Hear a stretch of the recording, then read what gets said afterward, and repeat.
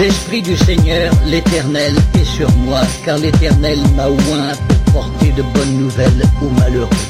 Il m'a envoyé pour guérir ceux qui ont le cœur brisé, pour proclamer aux captifs la liberté et aux prisonniers la délivrance, pour publier une année de grâce de l'Éternel et un jour de vengeance de notre Dieu, pour consoler tous les affligés, pour accorder aux affligés de Sion, pour leur donner un diadème au lieu de la cendre, une huile de joie au lieu du deuil, un vêtement de louange au lieu d'un esprit abattu, afin qu'on les appelle des térébintes de la justice, une plantation de l'Éternel pour servir à sa gloire.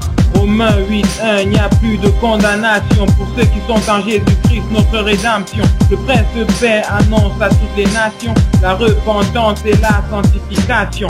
Jean 3.16, Dieu a tant aimé le monde qu'il a sacrifié son fils pour le salut du monde. Le péché sépare Dieu et le monde. Repentez-vous avant que sa colère ne gronde.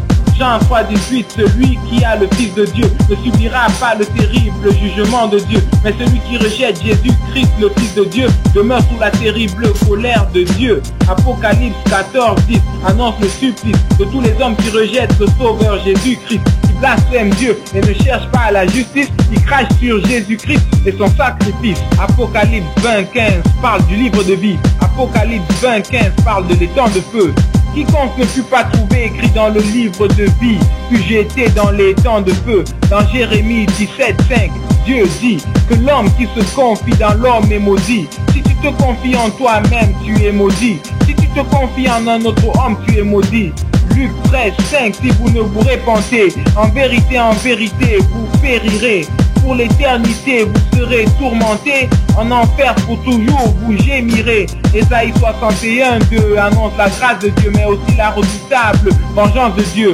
Où tu te répands et tu acceptes le Fils de Dieu, ou tu le rejettes et tu finis dans les temps de feu. Qui est comme toi, Jésus mon roi, éternel des armées, fort dans les combats, magnifique en sainteté et digne de louange, que tous les peuples et tous les anges chantent ta louange. Jérémie 2.13, les hommes ont péché doublement car ils t'ont rejeté. Toi la source de vie, nous t'avons négligé, pour nous creuser des citernes crevassées. Cieux, soyez étonnés de cela, voyez comme les hommes se détournent du roi qui a créé le ciel et la terre, le Seigneur. Frémissez d'épouvante, frémissez d'horreur. Jérémie 2.19, Dieu te prévient que tu n'échapperas pas au châtiment qui vient. Ce jour de colère, oui, Jésus revient pour donner sa rétribution à chacun. Il a été humilié, il a été flagellé, il a été couronné d'épines et puis crucifié. Il a plu à Dieu de le briser pour nos iniquités. Puis le troisième jour, il est ressuscité. Devant ses disciples, il est monté aux cieux. Il est revêtu de gloire à la droite de Dieu.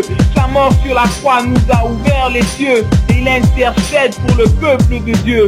Revenez enfants rebelles, dit notre Dieu, de peur que sa colère n'éclate comme un feu. Il n'y a pas d'autre sauveur que le Fils de Dieu. Que son nom soit élevé sur la terre et dans les cieux. Ne soyez pas rebelles, venez au Fils de Dieu. Repentez-vous pour le royaume des cieux. Jésus seul sauve de la colère de Dieu. Si vous le rejetez, ce sera les temps de feu. Jésus-Christ est ressuscité. Ceux qui le suivent seront ressuscités. Ceux qui au mal se sont précipités, dans les temps de feu seront précipités. L'agneau de Dieu a été pendu au bois, a été crucifié pour accomplir la loi. Par son sacrifice, il nous donne la foi, que toute la terre crie, Christ est roi. Jésus-Christ est ressuscité. Ceux qui le suivent seront ressuscités. Ceux qui au mal se sont précipités, dans les temps de feu seront précipités. L'agneau de Dieu a été pendu au bois, a été crucifié pour accomplir la loi. Par son sacrifice, il nous donne la foi, que toute la terre crie, Christ est roi.